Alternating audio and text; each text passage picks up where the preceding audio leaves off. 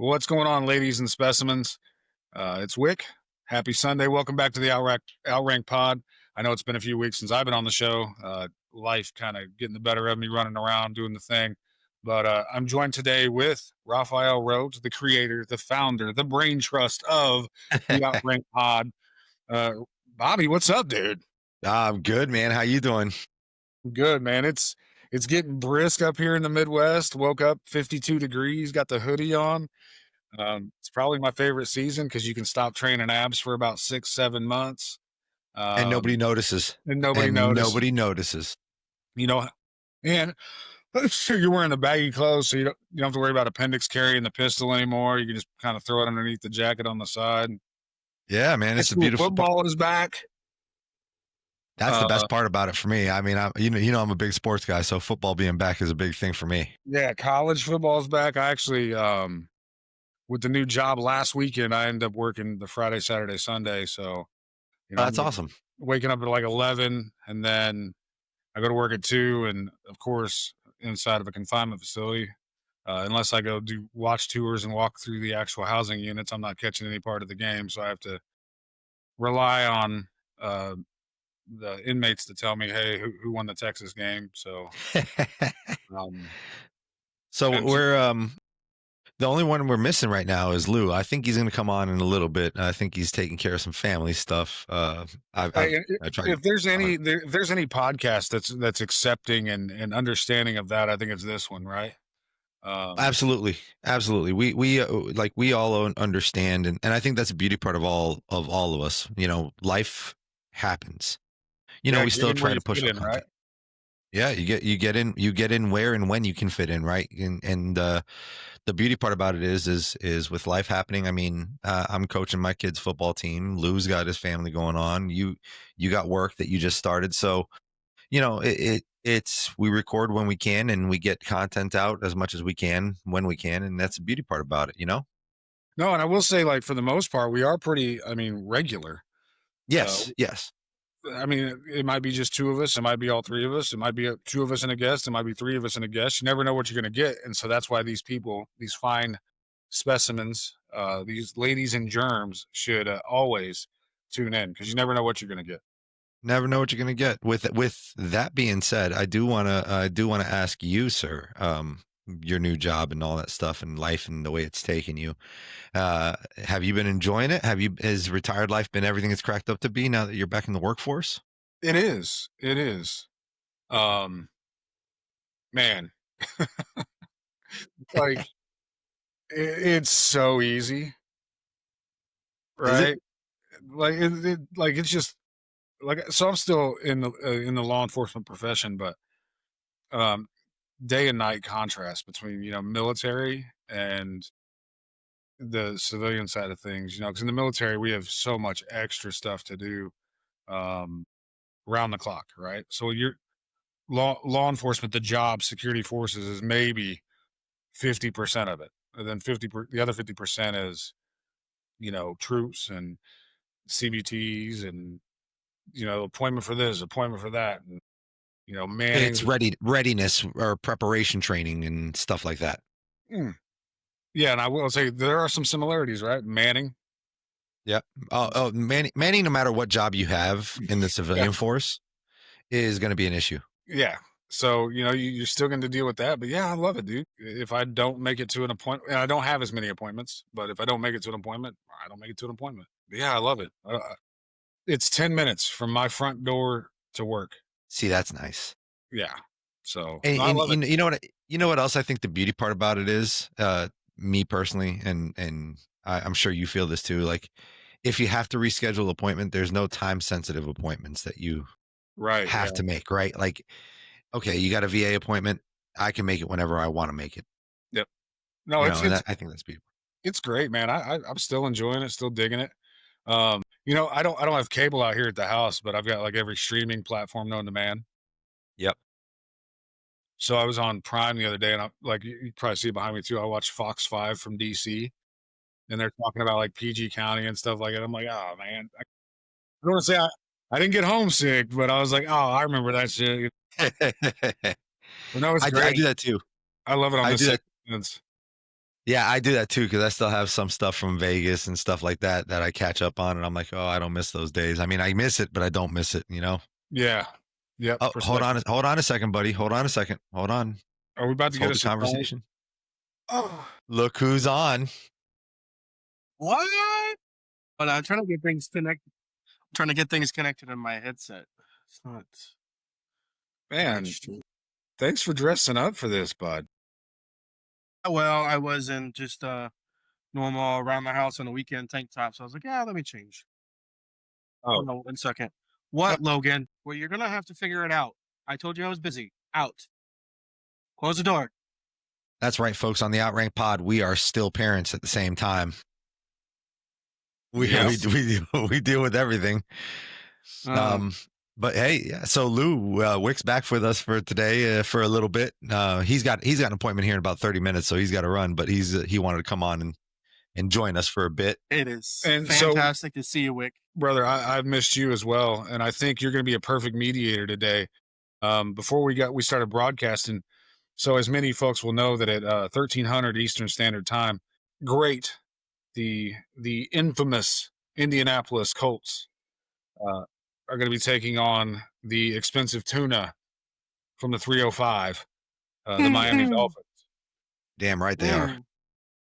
And for those that don't know, Indiana Colts fan or Indianapolis Colts fan, and you know, Bobby likes the tuna. Miami Dolphins. I'm a Miami Dolphins fan. Die hard, baby. Haven't been relevant since Ace Ventura: Pet Detective, but that's okay. Oh, come on. We've been okay. We've been good. They made the playoffs a couple years ago. They've been concussed. Nobody's going to remember. Lewis and I both have no dog in the fight though, because Lewis is a Cowboys fan. So no fight. So I will continue to act tough until about week 4. Well, let's not even bullshit. I might stop acting tough at about 2:00. As our offense comes out fucking deader than our owner. Jeez. Ooh, soon. Okay. It's a little soon. Okay. Yeah, that's tough. Okay. He was a great guy. He was. He battled his demons though. Hey, they just named a road after him up in Indianapolis, and then last night they lit up Indianapolis Motor Speedway, all blue with the Colts emblem on the pylon and everything, and it said, "For the city, for the shoe, for the boss." So, I'm hoping. I mean, I really do hope they have a good season, just not today. Man, being a Colts fan is kind of like being a Cowboys fan at this point. I mean, Dolphins fan too, but bro, we sniffed the playoffs, but we haven't gotten a playoff win in 25 years. I don't even think half our players can spell playoff. There's that. Yeah. So, well, we've gotten a couple of playoff wins finally in the last decade. That's about it. Yeah, but you can't really. I mean, did Dez catch it? I guess is the big question that everybody's been asking for 10 years. But Dallas is better about giving away players of the game of football than playing the actual game of football. Good players too, like Micah Parsons. Yes. It's because Jerry's people don't want to. It's because people don't want to deal with Jerry. Well, Jerry doesn't want to deal. Doesn't make good deals. He thinks everything's a handshake deal, and it's not what it I mean, if he's still stuck in the 1920s. If they're going to keep calling it America's team, they probably ought to just let Hegseth or Trump run it. I mean, just put them under the Department of War. Yeah. Oh yeah. That's that's becoming official. Well, I think it's still got to go through Congress, but yeah. Yeah, it's still gonna. But I think it's gonna pass. I just think it's gonna pass. I caught something out of that. Maybe I'm wrong, but it's just one of the terms they can use, because I might be the only person that when I heard they were doing that went straight to like, dude, how many letterheads have to change that? Like, right. So, do I have to go get a DOW retirement card now? I wonder what that looks like. But the amount of money it's going to cost. Yeah. Oh, it's going to be astronomical. That's the other reason why Congress has to approve, because that's the other reason that Congress has to approve, because it's got to go through the budget. But I think the debate right now is it going to go all the way back, like DOD never existed, except for in the history books, or are they just going to call it DOW moving forward. I think it's moving forward, but that's what it should be, because otherwise, yeah, the DoD should be the cost would grandfathered. be like 10 times higher if they go all the way back, because then you got to change historical records. But the DOD, I mean, it's where dreams are made of. Think about it, guys. It's the only institution in the world where some mouthy ass reservist major can run the son of a bitch and get a makeup room out of it. Like, it just.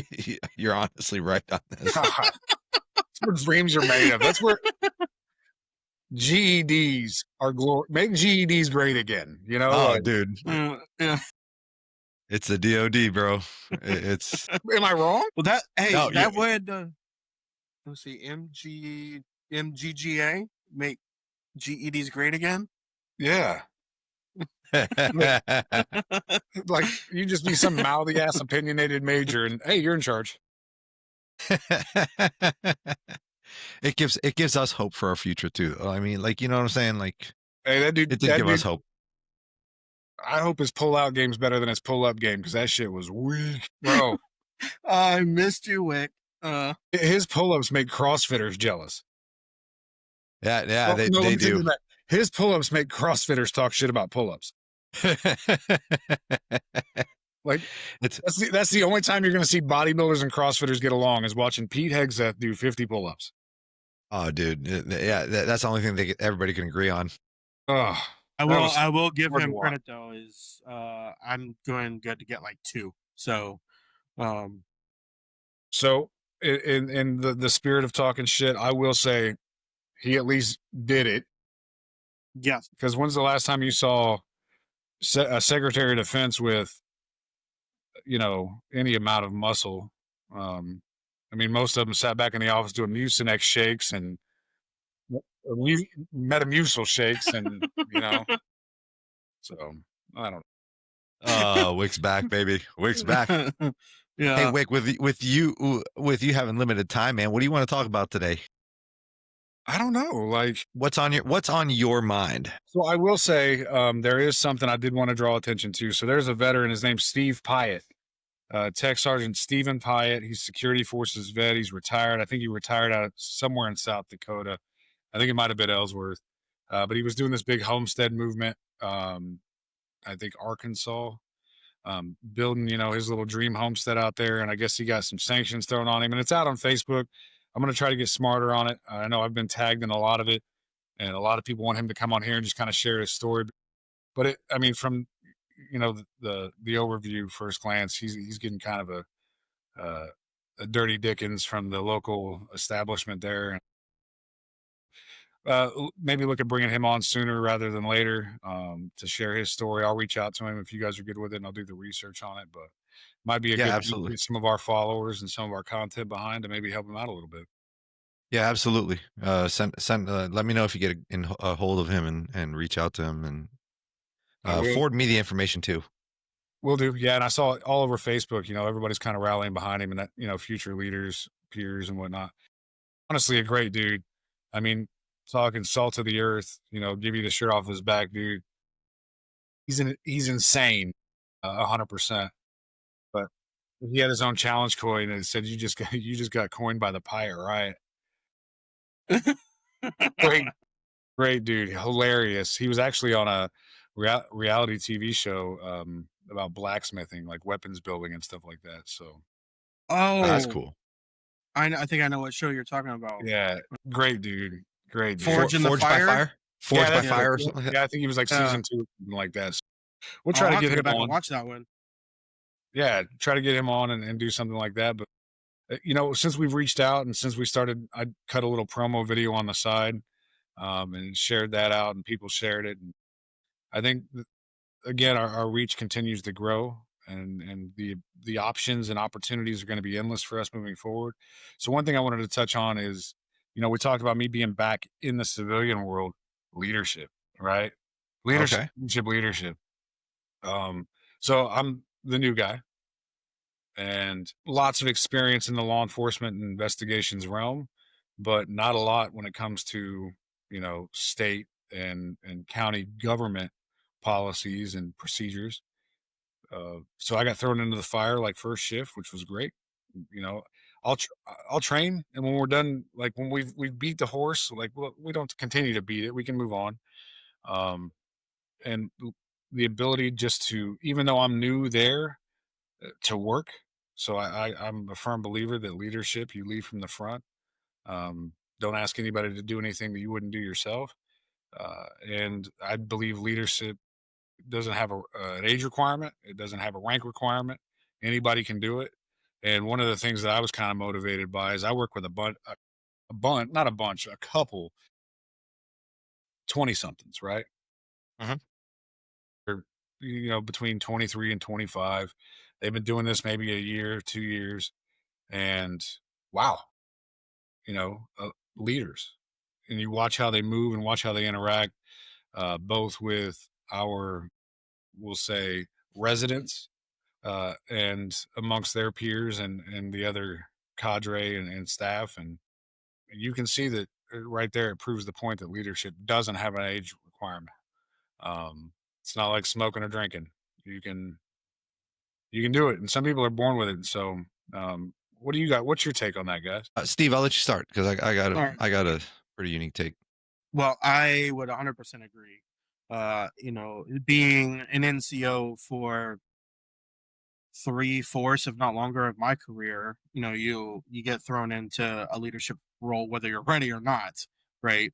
Um, but I've seen, people they've been in 6 months or less, and they're stepping up and taking charge, and leading from the front. And and security force is a little bit different than a lot of other career fields where we kind of expect some form of leadership very early on. When you get thrown up at the gate and you don't have an NCO up there, at least you didn't. Whenever most of my career, they started to change that rule because they didn't trust, but that's a different story. Um, but we expect them to make initial decisions, nothing major, but still make decisions without direct oversight or direct supervision.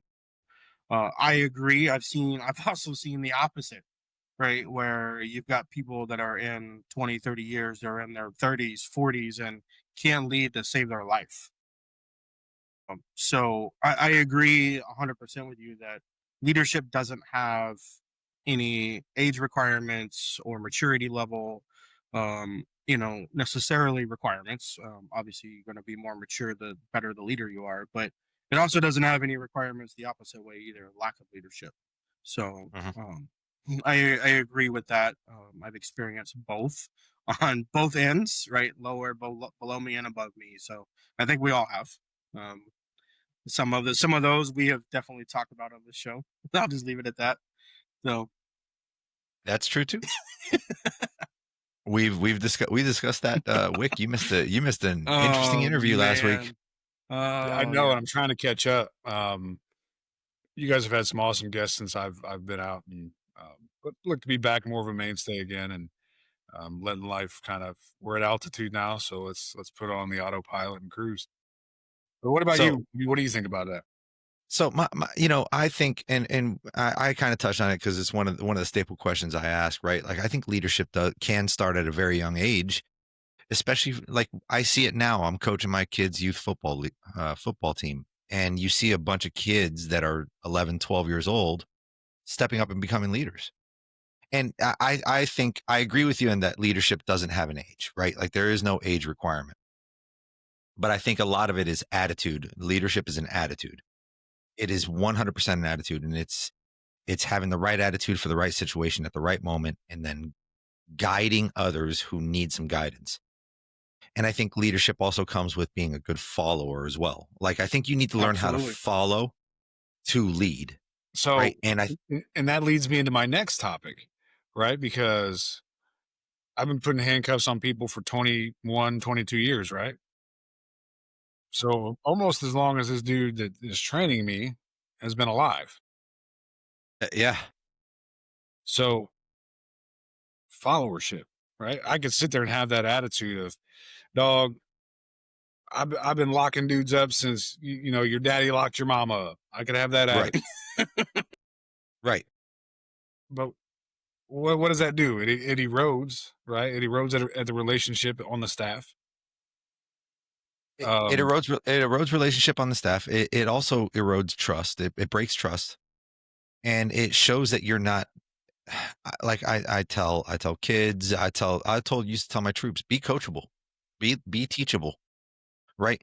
Because the biggest thing is like, if I sat there and I came in like I'm the biggest swinging dick there is, and I know everything about the job, maybe it's time for me to walk away at that point. Because then if I can't learn anything, I said it as an instructor, I said it as a sergeant, I said it as a police officer. If I can't learn something from anybody I come in contact with, then I am not getting better, and I should just walk away. 100%. Right. And I think that is one of the most important aspects of leadership, is not walking in there going, I'm the leader, you should listen to me. It's going in there going, a collaborative effort. It's a collaborative effort, right? I may have more experience in one realm than you guys do, right? But if you guys are learning something new in the process to gain a job that I've already held for a while, right? And you guys learned a different technique, why wouldn't I learn it? Because maybe that's the way it's going now. Does that make sense? No, I agree. Absolutely. 100%. I agree 100%. You know, and if I'm cut off from doing that, then how good of a leader am I going to be for anybody else who comes in? You're gonna be very combat ineffective. We'll put it that way. Now here's the other spoke on the wheel, right? So we said leadership has no limit. Followership's important. To be a great leader, you should be a great follower. One of my pet peeves when it comes to leadership, when it comes to people that are put in a position of leadership, they didn't earn it, they're just placed there, is the inability to take ownership of decision making. I would agree with that.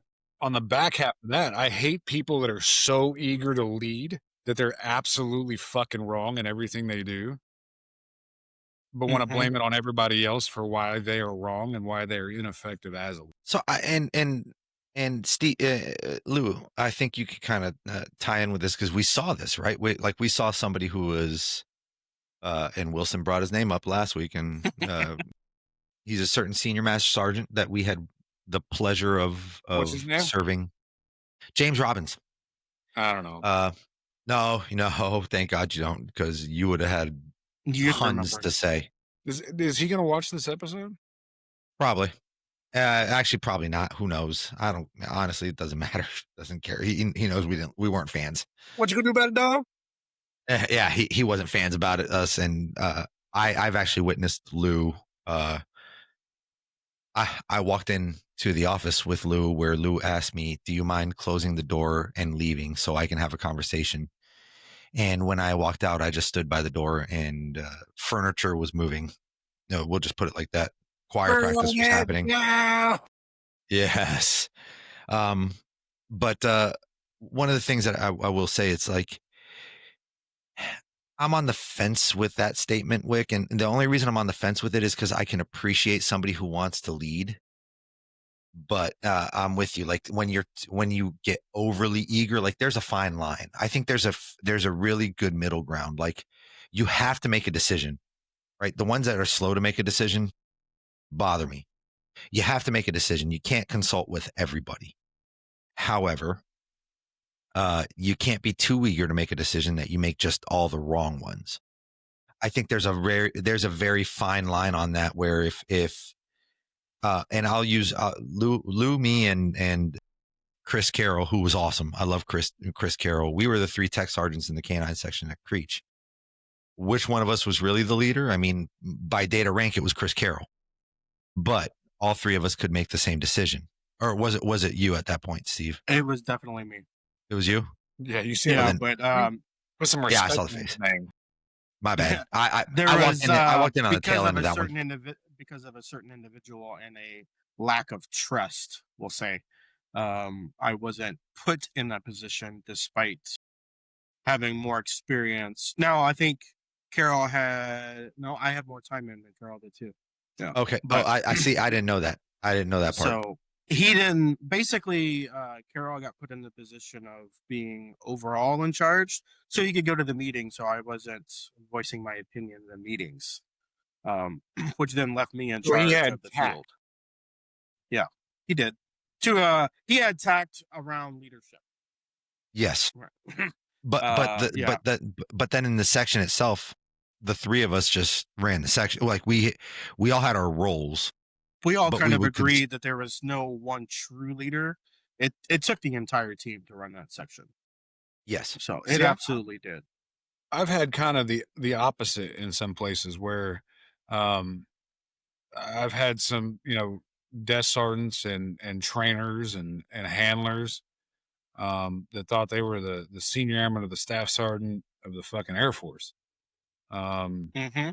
They were so used to making decisions for a tech sergeant or a master sergeant that couldn't make a fucking decision, or every decision they made ended up fucking the entire flight, that they decided they were just going to start making the decisions on their own and calling up to the OPSO or calling up to the section chief and, hey, well, this is what we got going on. I was like, dude, if you ever fucking call anybody the same rank as me or that outranks me without talking to me first, I will fucking bury you. The senior master airman of the Air Force? Yeah, because you have no idea what you're talking about. I'm on scene. You're making assumptions, and you're making me look like a fucking idiot. I know you're used to working for those, but I ain't one. And I ain't. See, that's an overstepping of a line, right? That's like I'm fine. I'm fine if you're eager to make decisions at your level. It's not being like, a good well, follower. if you don't sit the fuck down, right? What Lou just said, it's not being a good follower, and like I said, there's a fine line, right? But if you're making decisions at your level, like if I'm not there and you are the staff sergeant in charge and you make those decisions, by all means, I'm going to let you run with it, right? My own personal opinion, I think for a long time, and maybe still a bit to this day, the Air Force was promoting that behavior because, well, if I do this, if I make myself look good, it doesn't. If I make myself look better, I'm going to get treated. I'm going to get promoted easier. I'm going to be the shining star. I'm going to be the good guy. I'm going to have the trust with senior leadership. But in order to get that, I've got to shit on these other staff sergeants, these other tech sergeants, these other master sergeants, or even my own master sergeant, so that I look like I'm right, dependable. So, and to Lou's point, it's still that way. But I saw it happening before I got out. In 2017, and one of the biggest factors to that was the EPRs that came out, which is the enlisted performance report that came out with. For those who are first responder based and not necessarily military based, that's our evaluation system for how we do at our jobs that we need every year. They're EPBs now. Oh, okay. So anything you look at, I say drastically changed. They went back to an older version. Is what they did. They're reinventing the wheel. But the problem became when they put a quote on how many people can get the highest promotion statement 5% or the highest rating. And they're like, only 5 people out of your unit can get it. Now you're having this power struggle with every different rank to get that statement. And they're overstepping bounds to show that they can and they are ready to get to that next step, when it's really, you should just be following, like, stay in your lane. Just stay in your lane. Now, I will say that I agreed with the concept of that. Right, the concept was to prevent inflation, if you will, right, of rank, because at a certain point, everybody was getting a 5, and it was like you were a dirtbag if you didn't get a 5, and then it's like, how is everybody equal and the same across the board when it came to evaluations? And so I agreed with the concept of limiting inflation.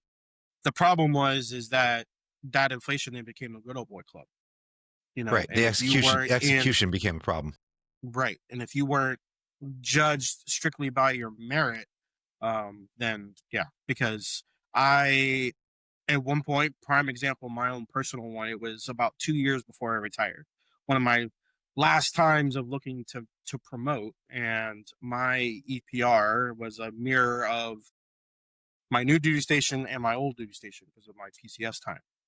Right. And my EPR was outstanding. I ran circles around the other person that was in contention for the top spot for that. And at the time, because I had moved from a large unit to a small unit, there's only a handful of us now that were eligible. So only one was going forward versus like 5, right? And so they had meeting after meeting after meeting about the 2 of us, and the other guy got picked because he was liked more. I was like, that's, you know what? I'm done. I'm out. So that's why another reason I clicked the button. And decorations and awards were the same way, right? Like, you could absolutely run fucking circles around somebody, or get circles ran around you, vice versa, right? I'm not the greatest thing since sliced bread, but everything was so subjective. Who were the board members? What were they looking for? Promotion went the same way. What are they looking for this year? And nobody knows until the board members are up there. And, so I think one of the good things was you had to be absolutely as well-rounded as possible. When they're placing more of a basis or a need or a want on, well, what are you leading at this level? Well, if you're in a dumpster fire of a unit, but you're out busy doing all this bullshit for the wing or the numbered Air Force or whatever, and hey, you're leading at this level. Well, great. That's great that you're doing that. But what about your dumpster fire of a unit where morale's in the shitter? Your airmen look like bags of trash. But hey, you went and did this event for the SecAF or SecNav or whatever, and promote now. Yep. Mm-hmm. Yep. That's why I like the testing portion of it. Because I think the testing portion was too. You got motherfuckers that you're promoting to be. Now, granted, and people will counter this argument all they want. Master sergeants, senior master sergeant, chief master sergeants in the security forces realm or the CE realm or whatever, but they haven't done anything CE or LRS or security forces for years. But now you're going to come back and tell me, well, this is what I need from you. This is what I need for you to be successful. Bitch, how do you know? When's the last time you filled out an 1800? When's the last time you loaded an aircraft? When's the last time? But you're going to be the one that sets the tone and sets the conditions and the standards on my success. And I think that's the biggest thing, right? Like it's because it's subjective and these people don't really understand because they've been pushing paper for 10 years and they haven't done anything active in the actual workforce. You sit there and you go, okay, that's not really a fair evaluation of what I'm doing because you don't. It's so hard because I think the other issue is who was writing your evaluation, because it got to a point in the Air Force where it was, I don't want to say extreme laziness, but it wasn't the supervisors writing it. It was pretty much like, all 3 of us we were tech sergeants, right? And you guys promoted, of course. Well, Wick, you promoted higher, but our supervisors, Lou and I, our supervisor come down to us, go write your EPR, send it to me, I'll make corrections. Oh yeah, same. I mean, and the thing was, like, you learned how to write, right? So if you're in that bubble, that security forces bubble, you're writing to things that sound good to security forces, and you learn to write to things that sound good to the Air Force, because ultimately, people are going to be sitting on your board that, or when it comes to awards, right, that aren't security forces. So you got to make it. That's why I'm glad we got rid of acronyms, right? Because I don't know what the QRS to the TUV, what the elemental P is. Make this make sense. But also, how is it impacting the greater good? The same way as when I spoke on, the first time I talked to you guys, making the mission connect to, your gate guards. Man, I'm just sitting at a fucking gate for 12 hours. Well, you're sitting in a gate and you're enabling this weapon system to get to this place to do this. And because you sat on a gate here for 12 hours and did well, we were able to do that. And it's a stretch, right? And it doesn't really resonate with a lot of junior enlisted airmen, but it's true. But that's the reality of it. The problem is you have Lewis and I writing, when we were all staffs, right? We were writing our airmen's bullets, but we saw our airmen every day. We made contact with them at work all the time. The only bullets we ever needed from them was, what did you do volunteer wise, and what did you do education wise, and what did you do on time to better yourself? That's the only thing we ever really needed. Because the work stuff, if we saw you performing at a level every day and we didn't have to correct a lot of issues and we were writing your work stuff for you, you were doing it with your own actions. Well, one thing that I hated initially that I learned to love is what your people accomplish, you yourself have accomplished. If you're a hands-on flight chief and you're there every day, then yeah, you oversaw 212 gate runners or whatever. Right. But when you're writing it and you're there every day, and there's another master sergeant writing the same shit, and that some bitch is on quarters every 48 hours, that's where you get that. Hopefully, the senior leadership that you have is going to be able to fucking, okay, well, we know that Bobby's out here every damn day. He responds to every damn incident. And we know, no offense, Lou, we know Lou is off doing, how to stuff a gopher's ass with C4 every other shit. Is that on YouTube? I'm sure you can find it. I'm sure you could. But then on his, it says, well, I did 400 hours of professional development. And does it apply to his job? It doesn't matter. It just says professional development. So I think there were pluses, there were minus, there was goodness, but at the end of the day, I mean, I saw people go do an MTO tour for 4 years. When they came back, well, the Air Force valued that more than they valued me going to a fucking fuel spill or an active shooter or whatever. Right. But at the same time though, right? Like you in kind of to what I was talking about before you jumped on that one, is like, once you get into that master sergeant and you're in back office, you're not going out and you're not checking on your troops. You're not sitting there spending time with them. So you're relying on that tech sergeant to write his own EPR. You're relying on, you know what I'm saying? And when you rely on the tech sergeant to write his own EPR, it's like, I can sit there and write that I am the greatest thing since sliced bread. And I've probably never left the office either. I manage behind a desk too. And you didn't know because you haven't read the blotters. You haven't read the dispatch sheets. You haven't read the responses. You don't know what's going on. And you haven't checked cameras. To bring it full circle, that's why I say leadership isn't a rank thing. Right? Absolutely. Because I don't need to be the chief master sergeant of the Air Force, and God knows I'd fucking hate to be right now. That guy's getting a participation trophy at the end of this. See how many Air Force balls he's talking at in the upcoming years. But you don't have to be the flight chief. You don't have to be the ops superintendent, the section chief, whatever. You don't even have to be a damn NCO. Yeah.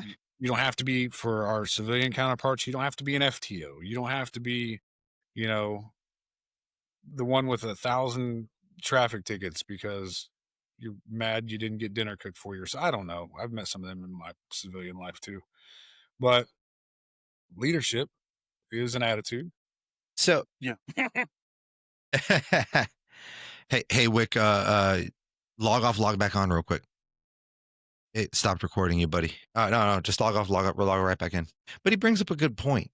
You know what I'm saying? He brings up a really good point, because leadership, we've talked mentorship on this, and I'll bring it up to Wick when he comes back on, but we've talked mentorship on this. We've talked discipline. We've talked all that stuff, but leadership is something that,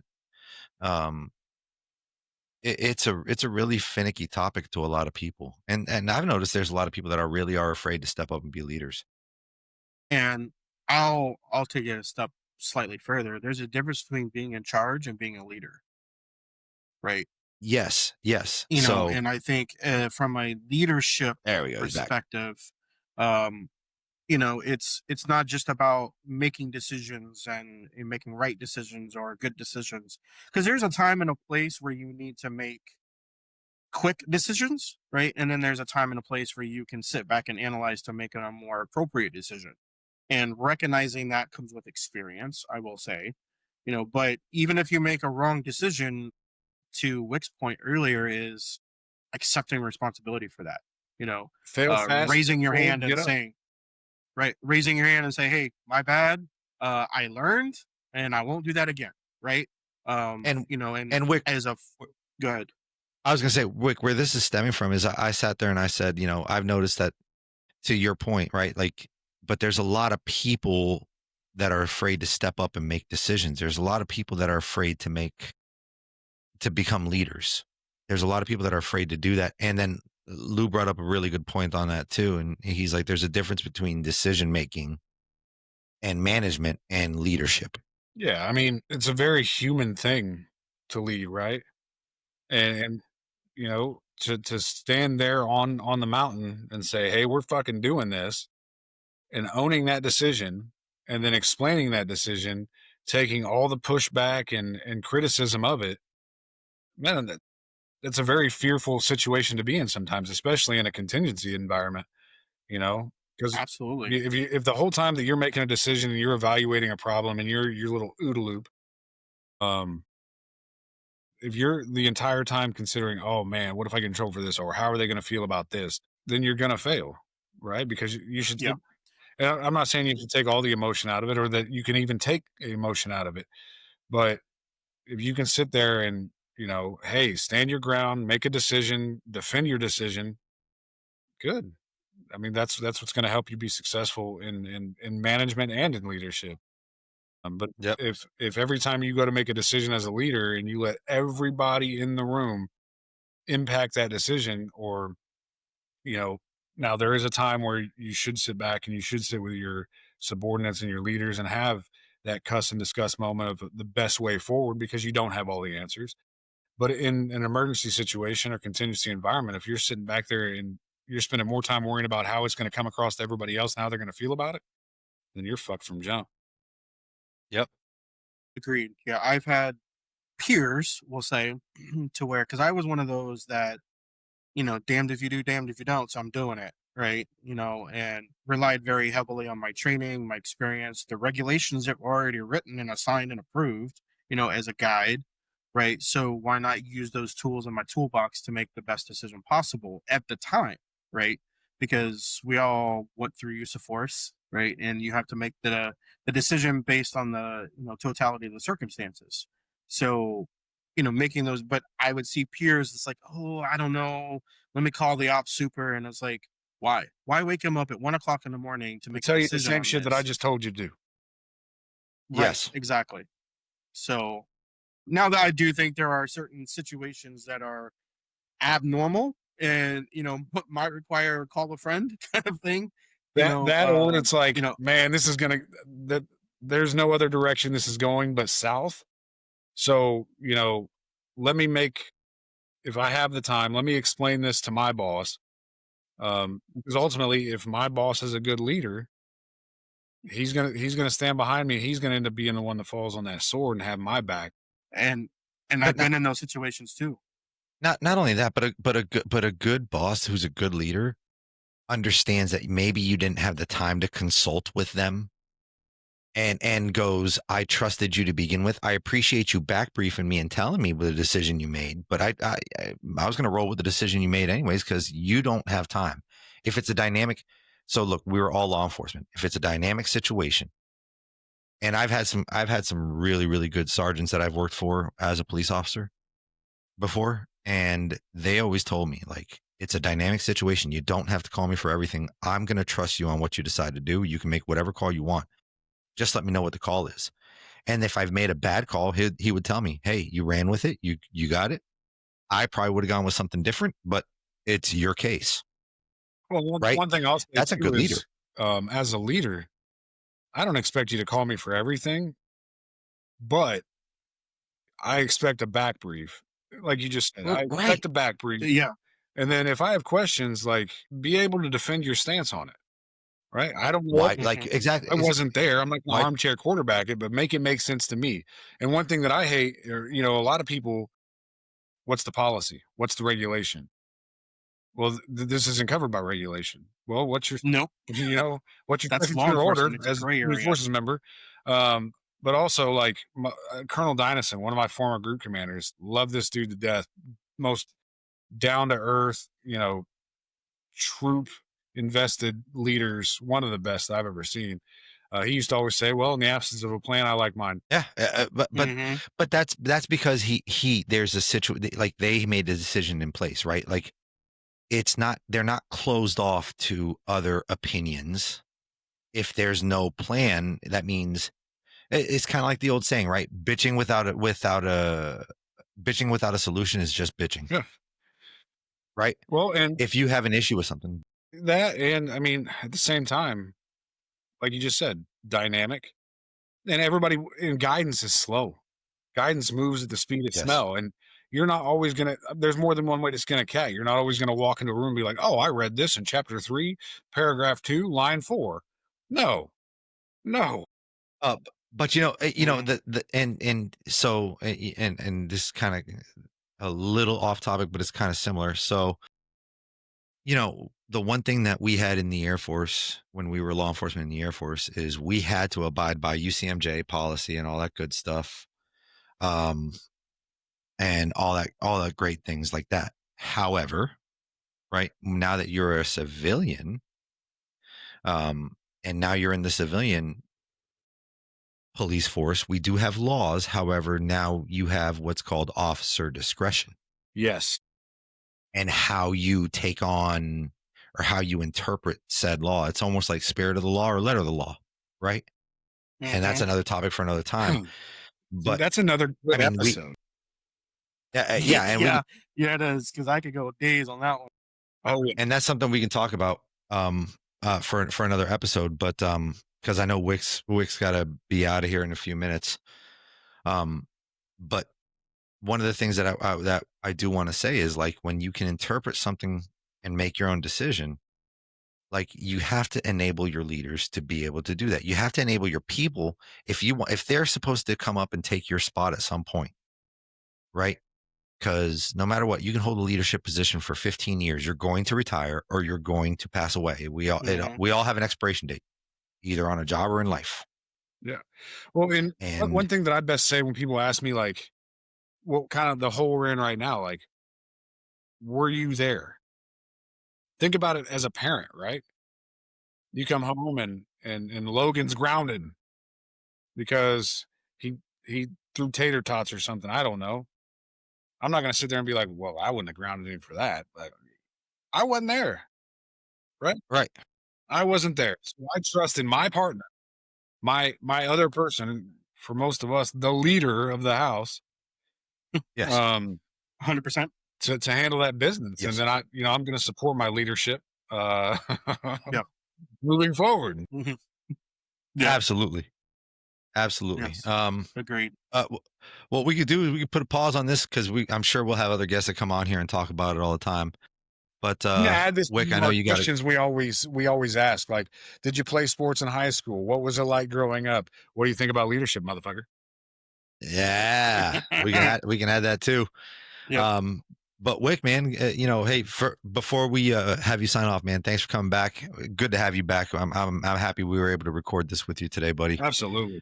Thanks, and thank you for extending your time with us through this as well, because I know you had to bounce a little earlier, but I got to prepare for the Colts game, and I got to prepare for the Dolphins game too. That's just a couple box issue. But Lou, anything? I was gonna say somebody's got to lose, but that's not true. You can tie. Yeah, that's true. I don't know the way the NFL's going. They'll just sit in one of the end zones, build a campfire, and talk about their feelings. Yeah, that happens nowadays too. Daniel Jones is like, I don't like how you rushed me in the third quarter. As long as nobody gets spit on, I think it'd be all right. Hey, damn. I did enjoy seeing Travis Kelce get punched in the face on Thursday night.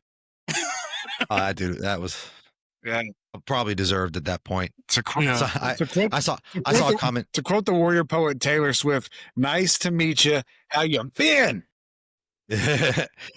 So I saw that meme, and somebody posted a comment on it that said, "Tart is my new favorite player in the NFL." I was like, oh God. But Lou, any closing thoughts on today, buddy? Yeah, no, I absolutely love this topic, and I know all of us could keep going, for hours on end about it, because we always end up on segues, and we can go down the rabbit hole on a lot of different segues. But leadership is a very important topic, no matter what position or what job you have. Somebody's got to be in charge somewhere, right? So to be a good leader and, just take care of the people below you, take care of the people around you, and eventually you'll be able to take care of the people above them, even if you don't like them, right? Go out, do the job, do the mission, and the rest will come along. So Yeah, I agree. I mean, Wick. this is always something that it creates dialogue. And it's like being a dog handler. The only thing that two dog handlers are going to agree on is the third one's fucked up. There's more than 100% true. more than one way to skin a cat. There's more than one way to lead. You just got to find which way is best and most effective for you and your people, and always be Semper Gumby, flexible to new ways of leadership. Mhm. Another canine reference: not all 5 dogs that come out of that trailer are going to require the same amount of training, the same level of training, or the same kind of training. So be able to change it up when you need to change it up, but always be there and always be willing to do it. Absolutely, buddy. Well, Wick, hey, you're back, man. Sign us off, bro. Yeah, hey, so Sunday, it's like I said, it's great to be back in the swing of things. Fall, it's cooling down, sweater weather. We can all stop training abs till about mid-March. Sweater, sweater, Um, sweater. It's great to be back with you guys.